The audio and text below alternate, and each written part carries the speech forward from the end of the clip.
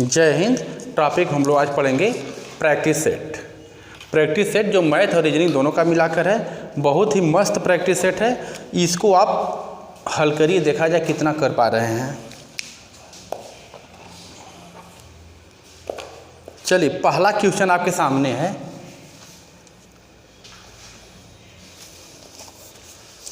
एक घड़ी दोपहर से शुरू होती है। क्वेश्चन है, एक घड़ी दोपहर से शुरू होती है।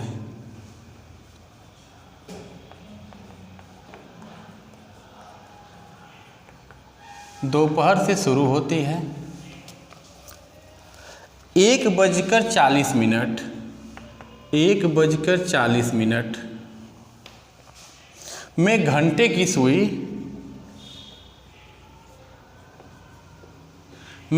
की सुई कितना अंश घूमेगी? कितना अंश घूमेगी? यह क्वेश्चन है। विकल्प आप रख लीजिए सामने। 98 अंश, दूसरा विकल्प है आपका 47 अंश, तीसरा विकल्प है 69 अंश और चौथा विकल्प है 50 अंश। इसमें कौन सा आंसर होगा? हाँ, अगर जिनको दिक्कत हो रही है बोर्ड पर एकदम ध्यान से देखिएगा। जहाँ घड़ी से संबंधित क्वेश्चन आ रहा है, आप एक घड़ी बना लीजिए। देखिए 12, 6, 3, 9, 1, 2, 4, 5, 7, 8, 10, 11 घड़ी बन गया ना। कह रहा है कि घड़ी दोपहर से शुरू होती है। दोपहर मतलब 12 बजे शुरू होती है। आप ध्यान से देखिए कि अगर देखिए मान ली 12 बज रहा है तो 12 कब बजेगा? दोनों सुई जब 12 पर आएगी तो 12 बजेगा। और जब मिनट की सुई एक चक्कर घूम के जाएगी तो कई मिनट घूमेगी? 60 मिनट। भाई जब मिनट की सुई यहाँ से यहाँ घूमेगी तो यह 60 मिनट घूमेगी ना। तो जब यह 60 मिनट घूमेगी तो घंटे की सुई कहाँ पर आ जाएगी? 1 पर आ जाएगी। तो यानी इससे हमको एक चीज़ सिद्ध हो रहा है कि 60 मिनट में कितने अंश का कोण बनता है? 30 अंश का। 60 मिनट में, चूंकि 60 मिनट में कई अंश का कोण बना? 30 अंश का कोण बना। क्लियर है ना? देखिए 12 बजेगा तो घंटा मिनट दोनों यहीं पर आएगा। मिनट की सुई जब एक चक्कर यहाँ से यहाँ तक मारेगी तो कई मिनट घूमेगी? 60 मिनट। 60 मिनट जब ये घूमेगी तो घंटा की सुई यहाँ पर आ जाएगी। यानी इन दोनों के बीच कई अंश का कोण है? 30 अंश का कोण है। तो इसको हम लिख सकते हैं ना कि 60 मिनट में कई अंश का कोण बनेगा? 30 अंश का। क्लियर? इसलिए 1 मिनट पर तो 30/60। हमसे पूछा क्या है? 1:40 मिनट। 1:40 मिनट में कुल कितना मिनट हो जाएगा? देखिए 1:40 मिनट बोला है ना, तो 1 घंटा में कितना होता है? 60 मिनट ये है और प्लस 40 मिनट ये है। कुल मिला के कितना हो गया? 100 मिनट। तो ये हमसे पूछ रहा था इसलिए हम 100 पर निकाल देंगे। तो 30/60 गुणे 100 कर लीजिए, काट दीजिए। 3 दूना 6, 2 5 10, 0। 50 अंश का कोण बनेगा। यानी विकल्प का कौन सा सही है? चौथा वाला सही है। क्लियर? अगला क्वेश्चन, दूसरा क्वेश्चन यहां पर लीजिए। 8:45 हुए हैं। घंटे और मिनट की सुई के बीच कितने अंश का कोण बनेगा? 8:45। बाबू इसको ध्यान से, है ना मोबाइल, इसको तो आप देख ही सकते हैं आराम से। अब इसको हम बताएंगे तो आप इसको करेंगे तब तक दिक्कत होगी। 8:45 पर आराम से इसको खाली समझ लीजिए। 8:45 पर घंटे और मिनट की सुई के बीच कितने अंश का कोण बनेगा? कितने अंश का कोण बनेगा पूछ रहा है। विकल्प है आपके सामने। 10 सही 1/2 अंश, दूसरा है 9 सही 1/2 अंश, तीसरा है 7 सही 1/2 अंश और चौथा विकल्प है 8 सही 1/2 अंश। बताइए भाई इसमें 8:45 पर बिल्कुल सही। आप लोग देख लीजिए जिनको दिक्कत है, घड़ी यही है ना, इसको घड़ी समझ लीजिए। कई बजकर 8:45 ना, आप 8:45 पहले बजाइए, तो 8:45 बनाएंगे तो छोटी सुई 8 पर और बड़ी सुई 9 पर। आप इसको इस तरह करेंगे, यानी मान लीजिए पूरा यह 8 पर होती, यह पूरा 9 पर होती, तो कई अंश का कोण बनता, 30 अंश का कोण बनता। हम यहाँ लिख दे रहे हैं 30 अंश का कोण बनता। लेकिन हुआ क्या, एक चीज़ आपको याद रखना पड़ेगा कि 1 मिनट में 1/2 अंश का कोण बनता है। लिखेंगे चूंकि 1 मिनट में 1/2 अंश का कोण बनता है। ठीक, ये याद करना पड़ेगा कि 1 मिनट में 1/2 अंश का कोण बनता है। जब 1 मिनट में 1/2 अंश कोण बन रहा है तो मिनट की सुई कितना आई थी, 45 ना, हम यहाँ 45 कर देंगे। तो 1/2 गुणे 45, इसको काट दीजिए, 2 दूना 4, 2 दूना 4, 10 2 5 10, यही हो गया ना। अब आप बताइए, अगर यह पूरा फिक्स 8 पर रहती, यह पूरा फिक्स 9 पर रहती, तब ना 30 अंश का कोण बनता। लेकिन जब यह मिनट वाली सुई 45 पर आई है तो घंटे वाली सुई क्या की है, एक उधर सरक गई है। कितना सरकी है, 22.5। अब 30 अंश में से 22.5 घटाएंगे तो कितना बचेगा, 7.5, यही ना बचेगा। तो हम 30 में से 22.5 22.5 घटा देंगे तो यह हो जाएगा 7.5, या इसी 7.5 को आप लिख सकते हैं 7 सही 1/2, यही आंसर है। क्लियर हुआ ना। चलिए, सवाल बहुत अच्छा सवाल है, पूछा गया भाई। अगला क्वेश्चन है, आज बुधवार है, 45 दिन बाद कौन सा दिन होगा। क्वेश्चन हम यहाँ लिख दे रहे हैं, आज बुधवार है,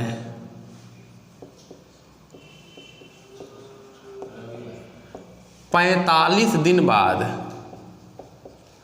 कौन सा दिन होगा, कौन सा दिन होगा। क्वेश्चन पूछ रहा है, विकल्प है आपके सामने, शनिवार, रविवार, मंगलवार, गुरुवार। शनिवार, रविवार, शनिवार, रविवार, देखिए कौन है, शनिवार, रविवार, आज ये बवाइए बैठे, शनिवार, रविवार, मंगलवार, गुरुवार। मंगलवार, गुरुवार, याद किए हैं, गुरुवार। बैठ जाइए, बैठिए, बैठ के देखिए आराम से। गुरुवार, देखिए बाबू, हमको ये तो कैलेंडर का सवाल है ना, हमको दिन निकालना पड़ता है। दिन दे दिया 45, हम 45 में क्या करेंगे, 7 से भाग देंगे। 7 से भाग दीजिए, 7 छक 42, कितना बचेगा शेष, 3। अच्छा, बुधवार था, बुधवार था ना, तो बुधवार से 3 दिन आगे बढ़ेंगे तो कौन सा दिन पड़ेगा, बुधवार के बाद बृहस्पतिवार, शुक्रवार, शनिवार। आंसर शनिवार है, यानी आपका पहला विकल्प सही है। क्लियर हो रहा है कि नहीं। जो भी दिन दिया है उस दिन में हम 7 से भाग देते हैं, जो शेष बचता है उतना हम आगे बढ़ जाते हैं। तो कितना शेष बचा है, 3। तो बुधवार से 3 दिन आगे बढ़िए ना, बृहस्पतिवार, शुक्रवार, शनिवार, शनिवार इसका आंसर है। क्लियर। अगला सवाल लीजिए। हाँ,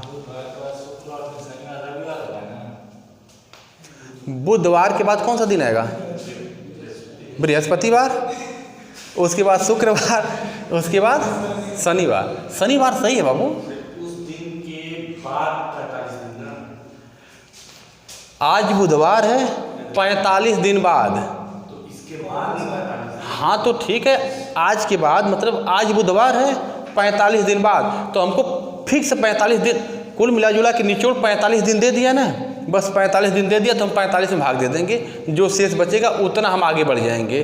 तो बुधवार के बाद बृहस्पतिवार, शुक्रवार, शनिवार, शनिवार इसका आंसर सही है। ठीक है, क्या भ्रम हो रहा है। जैसे जब आपको टोटल दिन दे दिया ना, तो आप जैसे अगर वो तारीख दिया रहता तो हम तारीख में से घटाते, लेकिन ये तारीख तो दिया नहीं, फिक्स डेट दे रहा है आपको 45 दिन, तो आप 45 में भाग दे दीजिए, जो शेष बचेगा उतना आगे बढ़ जाइएगा। ठीक, जब तारीख देगा, तारीख वाला आ रहा है क्वेश्चन, देख लीजिए। देखिए अगला क्वेश्चन है, हम इधर बता दे रहे हैं अगला क्वेश्चन।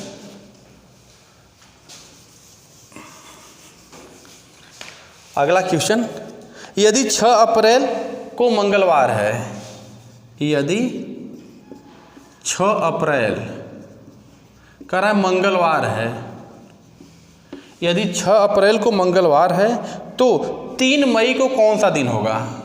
तो 3 मई को कौन सा दिन होगा?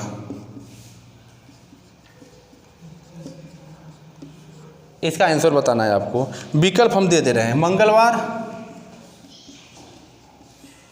दूसरा है रविवार, तीसरा है बुधवार और चौथा विकल्प है सोमवार।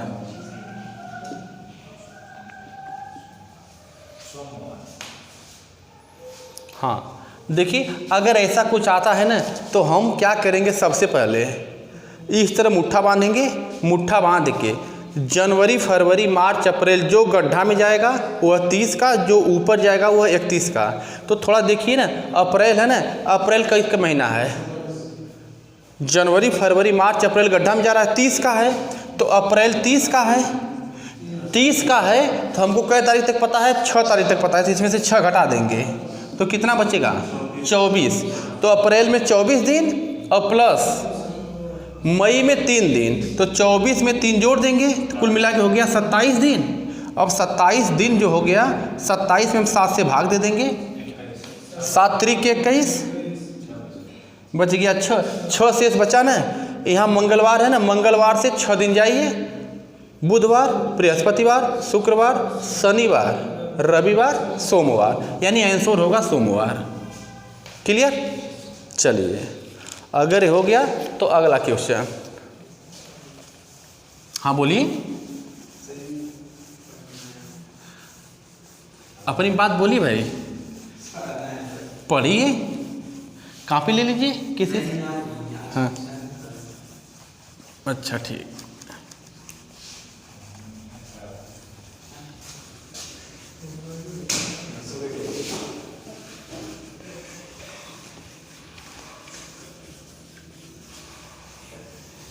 अगला क्वेश्चन देखिए,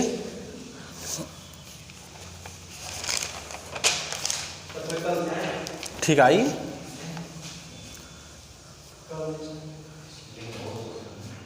रतन ने बाजार से 5,000 रुपया खर्च किया। ध्यान देखिए, बहुत बोर्ड पे देखिए, ध्यान, आपको बहुत दिन बाद देखने लग रहा है। रतन ने बाजार में 5,000 रुपया खर्च किया। रतन ने बाजार में 5,000 रुपया खर्च किया। रतन ने बाजार में 5,000 रुपया खर्च किया, 250 रुपये का फोटो फ्रेम लाया, 250 रुपये का फोटो फ्रेम लाया, 1,800 रुपये का हेलमेट लाया, 1,800 रुपये का हेलमेट लाया, 2,000 रुपये की किताब लाया, 2,000 रुपये की किताब लाया,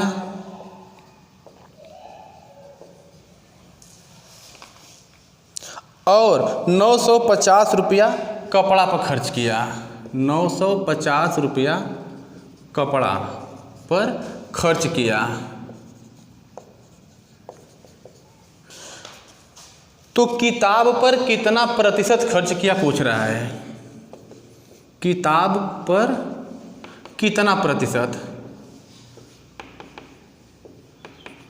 क्वेश्चन है। विकल्प लेना ले लीजिए, 80%, 30%, 40%, 50%। हल करके भाई बताइए आंसर। बिल्कुल सही। क 1,000 रुपया खर्च किया है, लिखेंगे चूंकि 5,000 रुपया खर्च कर रहा है तो हमसे किसका पूछा है, किताब पर ना, तो हम इसमें देखेंगे किताब कौन है, तो किताब कौन है, 2,002। ठीक, समय इसमें देखिए हमसे क्या पूछा है, किताब का खर्च देख लीजिए कितना है, 2000 है। तो लिखेंगे ना कि 5000 के सामान पर किताब पर कितना खर्च कर रहा है, 2000, इसलिए एक पर 2000 है ना बाबू, बटा 5000, इसलिए प्रतिशत पूछ रहा तो हम 100 पर निकालेंगे, तो हो जाएगा 2000 बटा 5000 गुणे 100। तो 3 जीरो है, 3 जीरो काट दीजिए, 5 दूना 10 और 20 दूना 40। किताब पर कै % खर्च कर रहा है, 40%। किसी को दिक्कत नहीं ना है, क्योंकि भाई इसमें बहुत सामान खरीदा, हमसे किताब पूछा तो हम किताब वाला ले लेंगे बस। ठीक है, अगला क्वेश्चन है,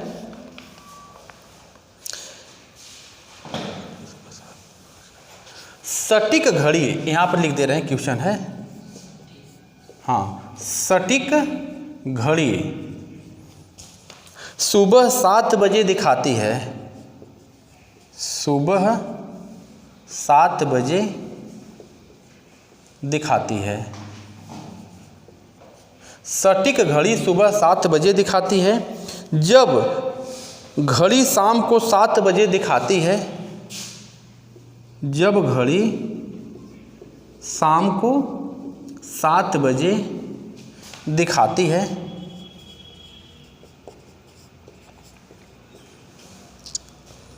तो घंटे की सुई कितनी डिग्री घूमेगी, तो घंटे की सुई पूछ रहा है कितनी डिग्री घूमेगी,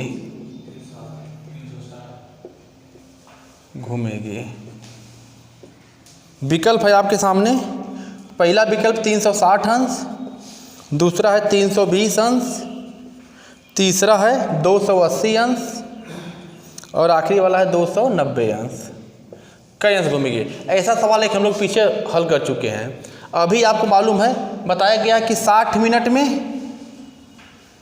अच्छा पहले ये बताइए, सुबह 7 बजे से शाम को 7 बजे कई घंटा होगा, 12 घंटा ना। तो देखिए 60 मिनट बोलिए और चाहे 1 घंटा बोलिए, बात तो एक है। 60 मिनट में यानी 30 अंश का कोण बन रहा है, तो इसको हम बोल सकते हैं ना कि 1 घंटा में 30 अंश का कोण बन रहा है। जब 1 घंटा में 30 अंश का कोण बन रहा है तो कुल मिलाकर घंटा हुआ है 12 घंटा ना, 12 घंटा में।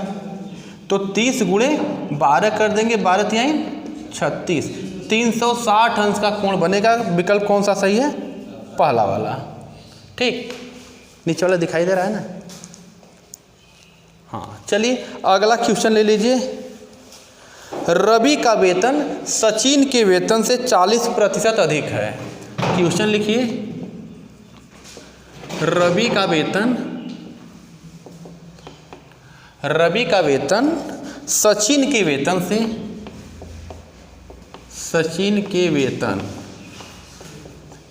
40% क्या है, अधिक है।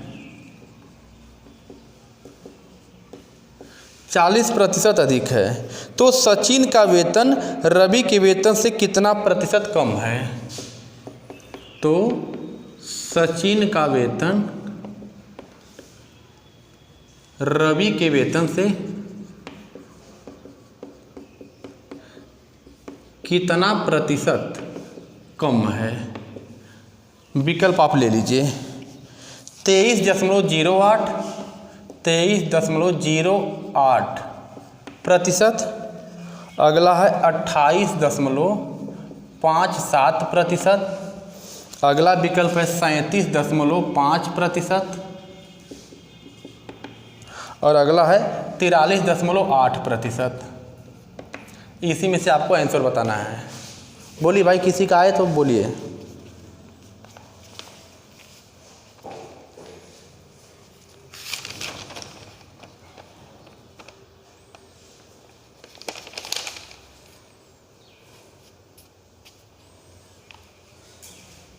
हाँ, ऐसे सवाल में देखिए जहाँ सिंगल डाटा दे वहाँ हम लोग एक सूत्र याद रखते हैं कि x बटा 100 प्लस माइनस x गुणे 100। सिंगल डाटा पे चलता है ना, यहाँ पर देखिए प्लस माइनस दोनों है। अगर बढ़ोतरी रहेगा तो प्लस कर लेंगे, घटोतरी रहेगी तो माइनस करेंगे। तो क्या बोला है 40% अधिक है ना, तब यहाँ जो यक्स है यहाँ पर भी रखेंगे 40 और बटा यह जो 100 है 100 लिखेंगे। अब यहाँ प्लस माइनस दोनों है तो बढ़ोतरी बोला है तो प्लस कर देंगे, प्लस 40 और गुणे 100। इसको देखेंगे तो 40 बटा 140 गुणे 100, काट दीजिए 0 0, इसका गुणा करेंगे तो हो जाएगा 400 बटा 14, काट के छोटा कर लीजिए 2 7 14, 2 दूना 4, यानी 200 बटा 7 हो गया। 7 से इसको काटिए, 7 दूना 14, बच जाएगा क्या 6, 60 हो गया। 7 वाठे 56, क्या बचेगा 4, दशमलव लगा देंगे, 0 बढ़ाएंगे तो 40 हो जाएगा। अब काटिए, 7 बचे 35, यानी विकल्प देखिए 28.5 आ गया ना। देखिए कौन सा विकल्प लग रहा है, यानी दूसरा वाला विकल्प सही है। यही आपका आंसर है। किसी को दिक्कत नहीं, जहाँ सिंगल डाटा देगा तहाँ इसी सूत्र का प्रयोग करेंगे। यहाँ प्लस माइनस दोनों है, जहाँ बढ़ोतरी बोलेगा वहाँ प्लस करेंगे, जहाँ घटोतरी बोलेगा वहाँ माइनस करेंगे। ठीक, इसको आराम से देख लीजिएगा, पहुँच जाएगा। ठीक, इधर अगला क्वेश्चन देखिए। देखिए वो ये वनडे एग्जाम इस समय जल्दी में आने वाले आपके सामने हैं, चाहे एसएससी जीडी पुलिस जो भी है, इसमें आपको काफ़ी लाभ देगा। हर टाइप का सवाल आपको हम दे रहे हैं इसमें। क्या चाहिए बाबू?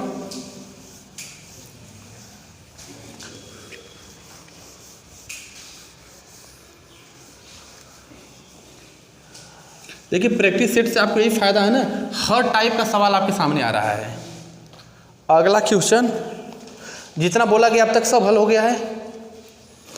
जिनका सब हो रहा है समझ लीजिए कि उनकी स्थिति कुछ है, लेकिन भाई जिनका नहीं हो रहा है वो सतर्क हो जाइए। 1600 का 35% कितना है? क्वेश्चन है 1600 का 35% कितना है? 1600 का 35% कितना है? विकल्प है, आप ले लीजिए 640, दूसरा विकल्प है 560, तीसरा विकल्प है 5.6 और चौथा है 5600। यह 4 विकल्प है। बिल्कुल सही है। क्या करेंगे? 1600 का 35% बोला है ना, देखिए 1600 का मतलब गुणा 35% मतलब 35 बटा 100। इस तरह करेंगे, 2 0 से 2 0 कट गया। 35 का 16 में गुणा करेंगे, 35 का 16 में गुणा करेंगे तो कितना आ रहा है 560। गुणा आप आराम से करके देख लीजिएगा विकल्प कौन सा सही है, दूसरा विकल्प है। क्लियर? चलिए अगला सवाल ले लीजिए। क्वेश्चन है अगला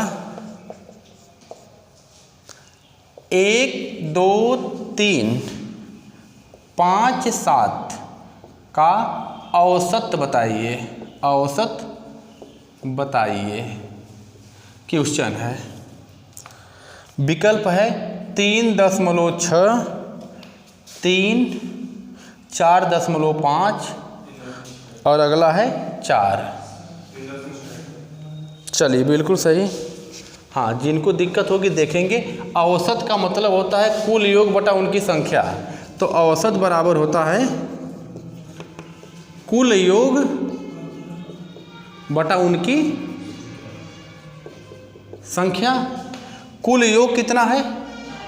सबको जोड़ना पड़ेगा, तो 1 + 2 + 3 + 5 + 7, यानी यह जो है सबको जोड़ना है बटा इनकी संख्या कैसे है 5 है। इनको सबको जोड़ेंगे तो कितना हो रहा है 18 बटा 5। 5 से काट दीजिएगा, 5 3 15.56 30, 3.6 इसका आंसर आएगा। यानी विकल्प कौन सा सही है? पहला। क्लियर हो गया?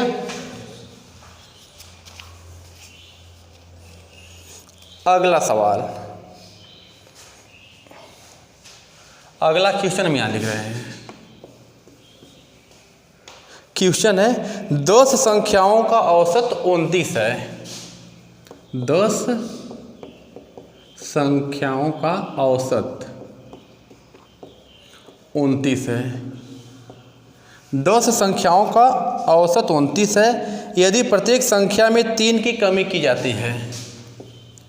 यदि प्रत्येक संख्या में 3 की कमी की जाती है, 3 की कमी की जाती है तो नया औसत बताइए। तो नया औसत बताइए। 26। विकल्प है आपका 36, 26, 24, 21। देखिए इसी सवाल में जैसे 10 संख्याओं का औसत 29 है, कह रहा है प्रत्येक में 3 की कमी की जाए। जब प्रत्येक में 3 की कमी करेंगे तो औसत में अपने आप 3 की कमी हो जाएगी, यानी जो औसत कितना था 29 है, इसमें 3 की कमी कर देंगे 26 हो जाएगा। अगर यह बात जिनको न समझ में आए हम इसको हल करके बता रहे हैं, लेकिन इतना ध्यान रखिएगा जब प्रत्येक संख्या में 3 की कमी तो औसत में भी 3 की कमी हो जाएगी।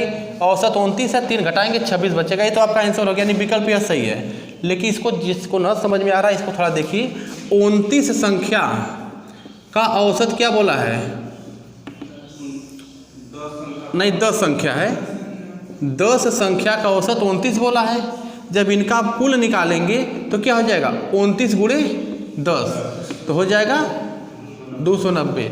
यानी कुल निकालने के लिए जो औसत रहता है उसमें उनकी संख्या से गुणा कर दिया जाता है, तो 290 हो गया।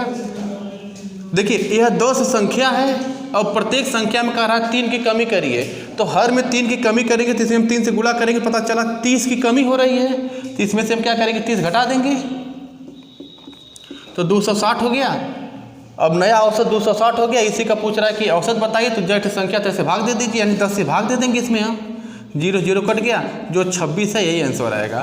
तो इस तरह समझ में आया तो इसको समझ लीजिए या इसको समझ लीजिए, बात एक है। ठीक, अगला क्वेश्चन है आपका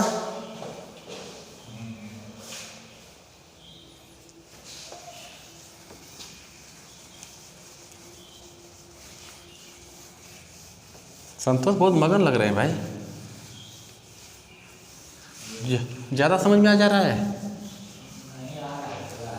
पूरा आ रहा है तो बढ़िया है, आना चाहिए, पूरा आना चाहिए। ठीक, अगला क्वेश्चन, 15 छात्रों की एक कक्षा की औसत आयु 30 वर्ष है। क्वेश्चन है 15 छात्रों की कक्षा की औसत आयु 30 वर्ष है। यदि शिक्षक की आयु को भी शामिल कर लिया जाए, यदि शिक्षक की आयु को भी शामिल कर लिया जाए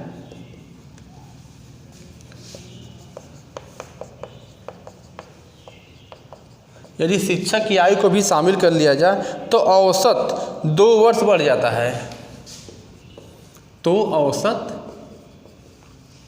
2 वर्ष बढ़ जाता है। तो आपसे पूछ रहा है कि शिक्षक की आयु बताइए। शिक्षक की आयु क्या होगी? विकल्प रख लीजिएगा आप अपने पास। 59, कितना बोल रहे हैं वो? 55, 62, 60, क्या बोल रहे हैं?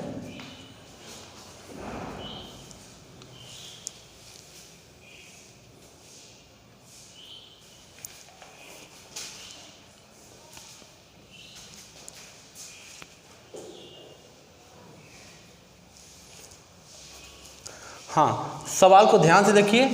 15 छात्रों की कक्षा की औसत आयु 30 वर्ष है ना, कितना आ रहा है? सही है। 15 छात्र है ना, देखिए यहाँ हम निकालेंगे 15 छात्र का औसत कितना बोल रहा है? 30 वर्ष। इनका हम कुल निकालेंगे, जब कुल योग, तो जो 30 औसत दिया है इसमें हम इनकी संख्या से गुणा करेंगे 15 से, तो 15 तियाँ 45, 450 वर्ष हो गया ना। अच्छा देखिए क्या यदि शिक्षक की आयु भी शामिल कर लिया जाए, यानी जो यह 15 बच्चे हैं या छात्र हैं, 15 छात्र प्लस शिक्षक ये सब मिला के कई लोग हो गए, 16 लोग हो गए। तो बोल रहा है कि जो औसत है उसमें कितने की वृद्धि, 2 वर्ष की वृद्धि, यानी पहले 30 था 2 बढ़ गया तो ये 32 हो जाएगा ना। अब इनका कुल निकाल लीजिए, कुल योग, तो जो औसत 32 है उसमें इनकी संख्या से गुणा करेंगे तो संख्या कितनी हो गई है भाई, पहले 15 थी, एक शिक्षक शामिल हो गया 16 ना, 16 से गुणा कर दीजिए, 16 से गुणा करेंगे कितना है वो, 32 16 से 512 वर्ष। आराम से गुणा करके आप देखिएगा 32 से 16 में तो 512 आएगा। तो देखिए जब छात्र और शिक्षक दोनों मिल गए हैं तो कितना उम्र है, 512। हमसे शिक्षक की पूछा है ना, जब शिक्षक की पूछ रहा है तो जो सबका है मिला के 512 में से सिर्फ जो छात्र हैं 450, इनको घटा दीजिए, घटाने पर कितना आ रहा है, 62 वर्ष। यही आपका आंसर है, यानी विकल्प कौन सा सही है, तीसरा वाला सही है। शिक्षक की आयु कितनी होगी, 62 वर्ष।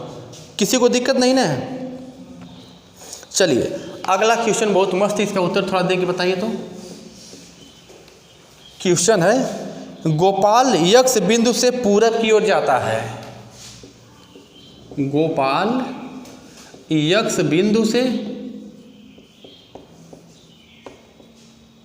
पूरब की ओर जाता है, पूरब की ओर जाता है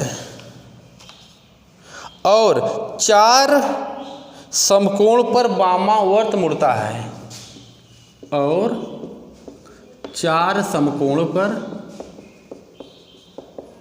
वामावर्त मुड़ता है और प्रत्येक मोड़ के बाद सीधे चलता है, और प्रत्येक मोड़ के बाद सीधे चलता है, सीधे चलता है। अब उसका मुंह किस दिशा में है, अब उसका मुंह किस दिशा में है पूछ रहा है। विकल्प आप रख लीजिएगा, उत्तर, दक्षिण, पूरब, पश्चिम। पश्चिम क्या बोल रहे हैं भाई, सही है। ध्यान देखिए, है देखिए कोई यक्ष बिंदु है, हाँ, जिनको हो सकता है कि दिशा से संबंधित जानकारी ना हो तो बोर्ड पर हमेशा दिशा देखेंगे तो ऊपर उत्तर होता है, नीचे दक्षिण, इस साइड पूरब, इधर पश्चिम, यह तो बोर्ड पर होता है इस तरह। अब मान लीजिए कोई यक्ष बिंदु है, यहाँ से कह रहा है गोपाल यक्ष बिंदु से पूरब की ओर जाता है, तो अगर यक्ष बिंदु है, गोपाल यहाँ से चलेगा तो किधर चलेगा, पूरब। पूरब किधर है, इधर, यानी इधर गया, यहाँ गया, आ गया, ठीक। 4 बार कह रहा है कि वो वामावर्त, अगर व्यक्ति यहाँ पर, उसका बायां किधर होगा, इधर होगा, किधर होगा, बायां, एकदम बिल्कुल जो तीर है इस तीर पर अपने आप को खड़ा करिए। देखिए इधर खड़ा करेंगे तो बायां ऊपर होगा और दायां नीचे होगा, तो वामावर्त बोला है ना, तो इधर वामा हो रहा है। कह रहा है कि 4 बार समकोण पर मुड़ना है, और आपको मालूम है, देखिए यह समकोण है, यह समकोण है, ये सभी समकोण हैं। अगर व्यक्ति यहाँ पर है तो एक बार मुड़ेगा समकोण पर तो यहाँ आ जाएगा, दूसरी बार मुड़ेगा समकोण पर तो यहाँ आ जाएगा, तीसरी बार समकोण पर मुड़ेगा तो यहाँ आ जाएगा, और चौथी बार समकोण पर मुड़ेगा तो यहाँ आ जाएगा, यानी वह पुनः पूरब दिशा में ही पहुँच गया। अच्छा, वामावर्त बोला है तो यहाँ का वामावर्त यह हो जाएगा, इसका वामावर्त इधर हो जाएगा, इसका वामावर्त इधर हो जाएगा, इसका वामावर्त इधर हो जाएगा। यानी हमको लग रहा है क्वेश्चन आपको समझ में आ गया होगा। अगर इधर मुँह करके है, 4 बार समकोण पर मुड़ना है और बाएँ मुड़ना है, तो बायाँ इधर है ना, देखिए यह समकोण हो गया 1 बार, फिर इधर आया 2 बार, और फिर इधर आया 3 बार, और फिर इधर गया 4 बार, यानी वह पुनः किसी दिशा पहुंच गया, पूरब में। यानी कौन सा विकल्प सही है आपका, तीसरा। Question clear.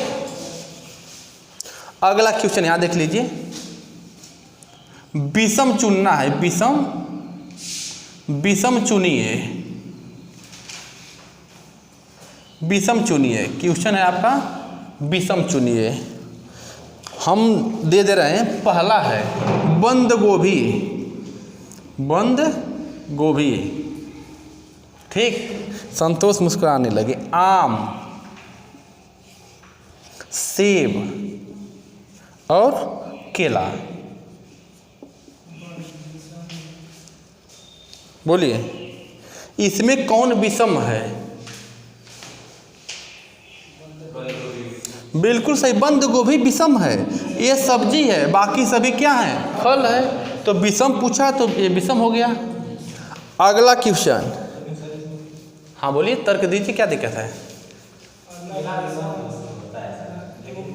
नहीं नहीं, तो ये सब फल है और यह सब्जी है, ठीक है ना। अगला क्वेश्चन भी विषम से ही है। नीचे किसके दिखाई दे रही है क्वेश्चन? अगला क्वेश्चन है विषम, फिर छांटना है, विषम छांटना है, विषम चुनिए। तो पहला है आपका 125, दूसरा है 1331, तीसरा है 216 और चौथा है 1726। कह रहा इसमें विषम कौन है?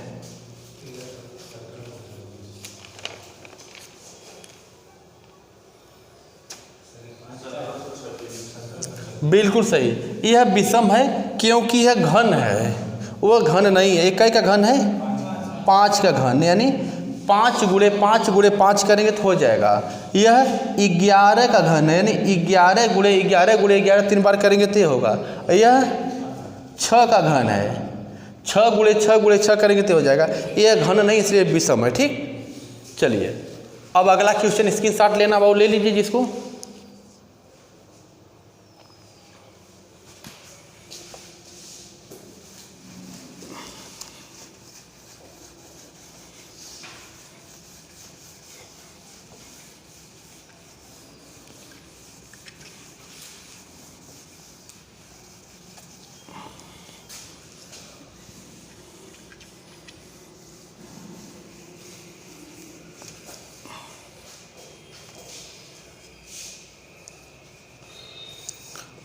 अगला क्वेश्चन है कुछ व्यक्ति किसी कार्य को 60 दिन में करते हैं।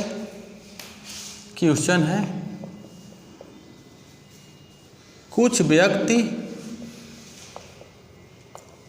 किसी कार्य को 60 दिन में करते हैं।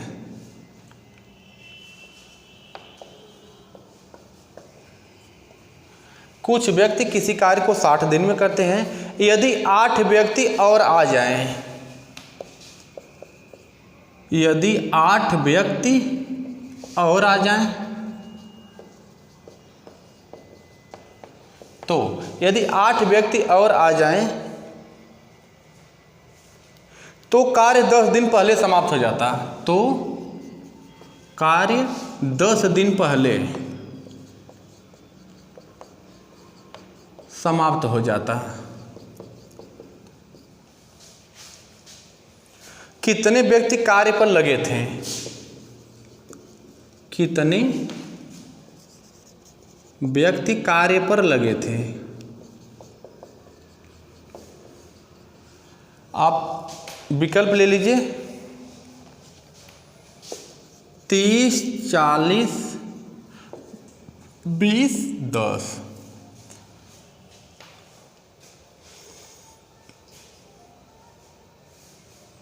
आया किसी का? देख लीजिए, जिनको दिक्कत बोर्ड पे देखिएगा। यह कार्य समय का टॉपिक है, M1 D1। कार्य तो इसमें है नहीं करे, तो इधर M1 D1 तो इधर भी M2 D2 होगा। ठीक, तो M1 करा कुछ व्यक्ति कार्य पर लगे थे, पता नहीं क्या व्यक्ति थे, हम इसको मान लेंगे यक्स। यक्स व्यक्ति कार्य पर लगे थे। कुछ व्यक्ति किसी कार्य को कितने दिन में करते हैं? 60 दिन में। यक्स व्यक्ति किसी कार्य को 60 दिन में करते हैं। बराबर कह रहा है कि 8 व्यक्ति और आ गए, यानी पहले यक्स व्यक्ति थे, 8 व्यक्ति और आ रहे थे, इसमें आप 8 प्लस कर देंगे। ठीक है, और कह रहा है कि कार्य कै दिन? 10 दिन पहले समाप्त हो गया, यानी जो 60 दिन में हो रहा था अब 10 दिन पहले समाप्त हो रहा है। तो कई दिन में समाप्त हो जा रहा है? 50 दिन में ना, कोई दिक्कत नहीं भाई। यहाँ बोल रहा है कि 10 दिन पहले समाप्त हो गया, पहले 60 में हो रहा था, जब 8 व्यक्ति और आ गए 10 दिन पहले समाप्त हो गया, यानी ये 50 दिन में समाप्त हो जाएगा। इसको हल कर लीजिए, इसको हल करेंगे तो हो जाएगा 60x, इसका गुणा इसमें करेंगे तो देखिए 50x और प्लस 8 पचे 40, 400 हो गया। यह इधर आ जाएगा तो 60x माइनस 50x बराबर यह हो गया 400। है घटाएंगे तो 10x इधर है, 4 से 1 0 से 1 0 कट जाएगा, 40 दिन नहीं, 40 दिन नहीं, कितना व्यक्ति लगे थे? तो 40 व्यक्ति लगे थे। आंसर कौन सा विकल्प सही है? दूसरा विकल्प आ गया था। चलिए अगला सवाल है आपका, अगला क्वेश्चन, ए बी से 3 गुना कार्य करता है। क्वेश्चन है ए बी से 3 गुना कार्य करता है। ए बी से 3 गुना कार्य करता है। यदि ए बी से 60 दिन पहले कार्य समाप्त करे,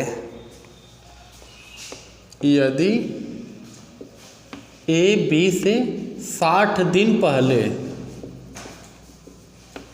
कार्य समाप्त करे,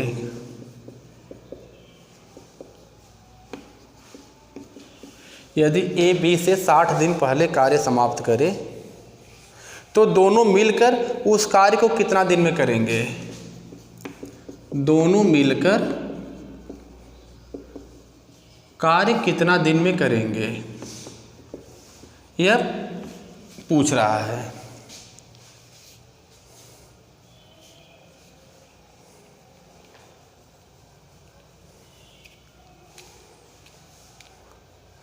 विकल्प है 21 दिन, 22 दिन, 41 दिन, 42 दिन, विकल्प है।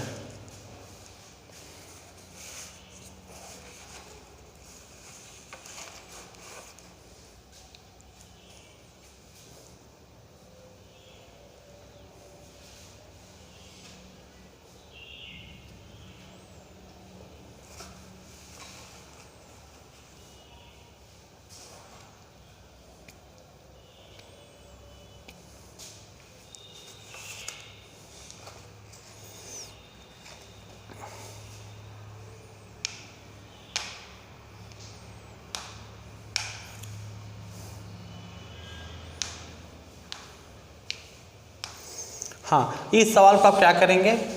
ए बी से, देखिए ए है बी है ना, 3 गुना क्षमता क्या है? 3 गुना है, 3 है तो है 1 है, तो समय क्या होता है? बदल जाता है, 1 हो जाएगा तो 3 हो जाएगा, यानी यह x होगा तो है 3x हो जाएगा। यहाँ तक क्लियर है ना? क्या बोला है आपसे? यदि ए बी से 60 दिन पहले काम करिए, इन दोनों के बीच अंतर 60 दिन का है, तो आप लिख सकते हैं ना 3x माइनस x बराबर 60। है घटाएंगे तो 2x बराबर 60, काट दीजिए, 2 3 6, x बराबर 30 हो गया। यानी ए किसी काम को कितने दिन में करेगा? 30 दिन में, और बी उसे करेगा 30 3 90 दिन में। 30 3 90 ना, x का मान यहाँ पर रखेंगे 30 दिन, इसका 90 दिन, यानी दोनों का आप एक दिन काम निकालिए तो 1/30 और प्लस 1/90, एक दिन का काम है, तो इसको निकालेंगे लघुत्तम 90 हो जाएगा, ये हो जाएगा 3 + 1 हो गया 4/90। 4/90 भाग करते हैं, एक दिन में सिर्फ पूरा भाग करेंगे, हो जाएगा 90/4, काट दीजिए, 4 दूना 8, फिर 4 दूना 8,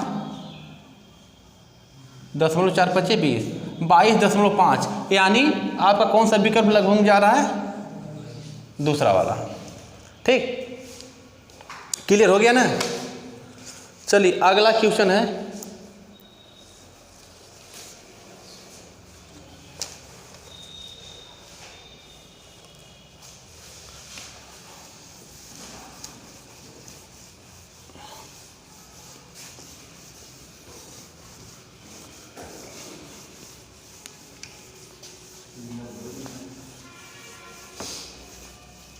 अगला क्वेश्चन,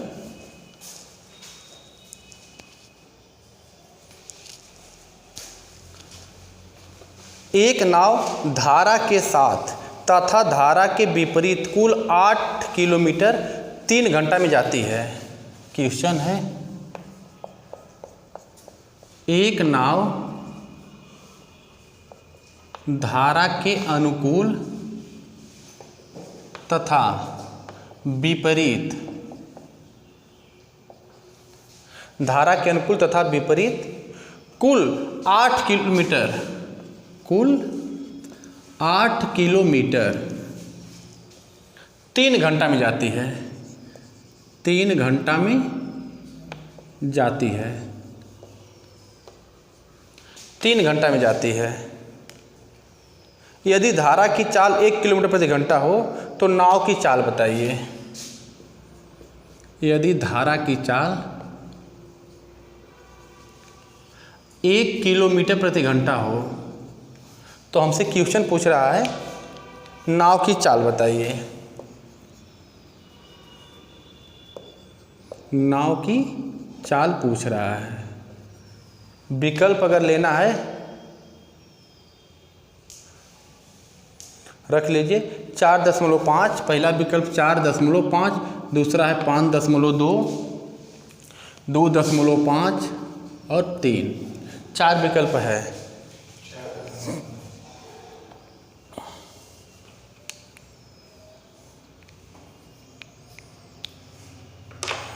किसी का आया भाई कुछ? हाँ, सवाल को ध्यान से देखिए, बाकी जिनको नहीं आ रहा है बोर्ड पर ध्यान से देखिएगा। ये सबको पता है कि नदी नाव का टॉपिक है, थोड़ा इसको देखिए। अगर मान लीजिए यह नदी है, यह नदी है, ठीक, इसका पानी इधर बह रहा है तो धारा के साथ एक बह जाएगा,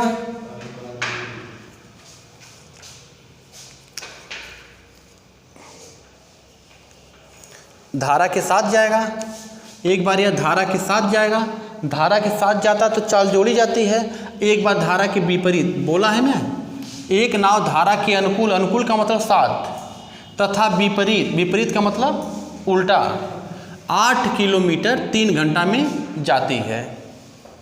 क्लियर है यहाँ तक क्वेश्चन? तो इसमें किसकी चाल दे दिया है? यदि धारा की चाल 1 किलोमीटर प्रति घंटा, यानी जो ये पानी है इसकी चाल कह रहा है 1 किलोमीटर प्रति घंटा है, और किसकी नाव की चाल पूछ रहा है, नाव की चाल मालूम नहीं, हम मान लेंगे, माना नाव की चाल जो है x किलोमीटर प्रति घंटा है। अब वह जा रहा है, एक नाव धारा के अनुकूल कितना आ रहा है बाबू? 3। चलिए ठीक है। देखिए अगर कह रहा है कि कुल 8 किलोमीटर गया, यानी यहाँ से लेके यहाँ तक की दूरी अगर हम मान लें 4 है तो गया 4 और आया भी 4, तो दूरी 4 हो गई ना, जाए गया और आया कुल मिला के 8 किलोमीटर गया है ना, यानी एक माथे 4 किलोमीटर, दूसर का भी 4 किलोमीटर। तो आप हमको ये बताइए कुल कितना लगा समय? 3 घंटा। आपको पता है कि समय बराबर क्या होता है? दूरी बटा चाल। जब यहाँ से यहाँ तक गया दूरी क्या थी? 4 किलोमीटर, और समय जब साथ जाएगा तो चाल जुटती है, तो इसकी चाल 1 किलोमीटर प्रति घंटा है और इसकी चाल हम मान लिए x, तो इसको हम लिख सकते हैं x + 1। ये आपको क्या दिखाई दे रहा है? समय है, दूरी बटा चाल, और फिर जब वापस आएगा तो दूरी तो 4 रहेगी, लेकिन विपरीत में आएगा, विपरीत में आएगा तो चाल घटेगी, तो ये हो जाएगा x - 1। ठीक है, यह भी क्या दिखाई दे रहा है? समय, यानी यहाँ से यहाँ तक जाने में और फिर यहाँ से यहाँ तक आने में कह रहा है कुल मिला के 3 घंटा लगा, यानी हम दोनों समस्या को जोड़ लेंगे, बराबर हो जाएगा 3। यहाँ तक बात समझ में आ गई तो कैलकुलेशन हो जाएगा। इसको यहाँ लेके जाएंगे तो गुणा दोनों में होगा तो क्या हो जाएगा? 4x - 4। इसको यहाँ लेके जाएंगे तो गुणा दोनों में होगा, या प्लस कर लीजिए 4x + 4, ठीक है, बटा इन दोनों का आपस में गुणा करेंगे तो ये हो जाएगा x² - 1। क्लियर? बराबर इधर 3 है, तो देखिए यह प्लस है, यह माइनस है, मतलब +4 -4 कट जाएगा, 4 4 8x, और यह जब उस पार जाएगा तो हो जाएगा 3x² - 3। इसको सही कर लीजिए, शुद्ध लिख लीजिए, 3x² - 8x -3 बराबर 0। यह द्विघात समीकरण हो गया। द्विघात समीकरण का मतलब ना, इसको हम ऐसे खंड करके तोड़ेंगे कि देखिए इसका इसमें गुणा माना जाता है, तो 3 3 9 हो गया ना। तो 9 को हम कैसे खंड करें कि उनको जोड़ने या घटाने पर 8 आए। तो 9 एकम 9, 9 एकम 9। तो हम इसको खंड करेंगे तो हमको लग रहा है कि इधर खंड कर दें, 3x² - 9x और प्लस x -3 बराबर 0। देखिए 9 का गुणा इसमें करेंगे ना तो 9 हो जा रहा है, जैसे इसका गुणा करेंगे 3 3 9 हो गया, तो यह 9 हो गया। अब इसमें से 9 में से 1 जाएगा तो 8 भी हो जाएगा। अब इसको एक कोष्टक में, इसको एक कोष्टक में, नीचे किसके दिखाई दे रहे, किधर चले, चलिए इधर आ जाइए। देखिए यह जो है, हाँ, यह जो है 3 कॉमन ले लेंगे। जब 3 कॉमन ले लेंगे, 3x कॉमन लेंगे बाबू, इसमें 3x कॉमन लेंगे। जब 3x कॉमन ले लेंगे तो इधर क्या बचेगा, x -3, और इधर +1 कॉमन लेंगे तो हो जाएगा x -3। यह दोनों एक तार हैं, 3 दोनों में से एक कोई उतार लीजिए, x -3 हो गया, और यह जो है तो 3x + 1 हो गया। अब यह x बराबर 3 हो जाएगा, यह जो है x बराबर -1/3 होगा। तो यह अमान्य है, यह मान्य है। तो हमको पता चल गया नाव की चाल कितनी है, 3 किलोमीटर प्रति घंटा। विकल्प कौन सा सही है, चौथा वाला। क्लियर है। चलिए अगला सवाल, अगला क्वेश्चन है, एक व्यक्ति शांत जल में 5 किलोमीटर प्रति घंटे की चाल से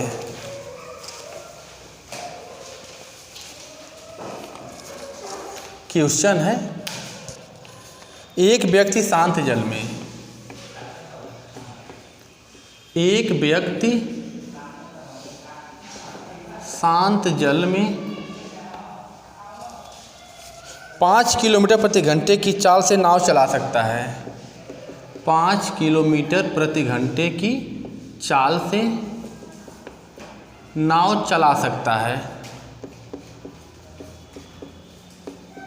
नाव चला सकता है यदि किसी स्थान पर नाव द्वारा जाने तथा वापस आने में 1 घंटे का समय लगता है।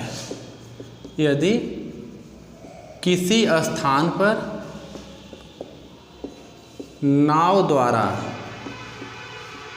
जाने तथा वापस आने में 1 घंटा लगता है, 1 घंटा लगता है। यदि धारा की चाल 1 किलोमीटर प्रति घंटा हो तो दूरी बताइए। यदि धारा की चाल 1 किलोमीटर प्रति घंटा हो तो दूरी पूछ रहा है। विकल्प आप रख लीजिए, 2.5, 3, 2.4 और 3.6। थोड़ा हल करके भाई बताइए, आ रहा है किसी का?